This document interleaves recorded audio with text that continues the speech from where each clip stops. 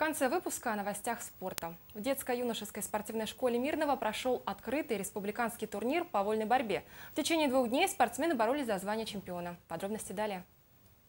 По всей республике вольная борьба с давних пор является спортом номер 1. Сегодня этот вид спорта один из самых востребованных и в Алмазном крае. По словам организаторов турнира, на призы Федерации вольной борьбы и представителей района по спорту, интерес к вольной борьбе с каждым годом растет. В нашем районе один из лидирующих видов спорта – это вольная борьба. У нас в этом году мастером спорта стал наш воспитанник Андрей Шишин. И есть кандидаты в мастера спорта, и есть чемпионы республики, первенств республики, чемпионы Дальнего Востока, чемпионы международных турниров, всероссийских турниров. Для повышения спортивного мастерства юных борцов, которых в западной группе районов немало, прошел мастер-класс заслуженного мастера спорта Белоруссии, бронзового призера чемпионата мира Владислава Андреева.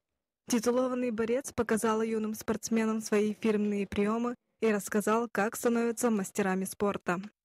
Пожелал бы им побольше поработать, потренироваться, чтобы удача была, и чтобы они на проигрыши внимания не обращали. Постоянно вперед и вперед шли, всю свою работу постоянно работали, тренировались, никогда не пропускали, и чтобы желание было работать, тренироваться, чтобы выиграть, чего-то добиться.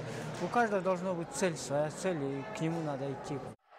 Путь к спортивной победе – это не только вера в себя. Успешный результат требует упорного труда и терпения на этапе подготовки.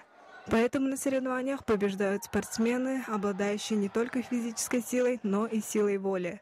Победители и призеры первого открытого турнира были награждены памятными медалями и ценными призами. Спортсменам, отличившимся на ковре, присудили специальные призы.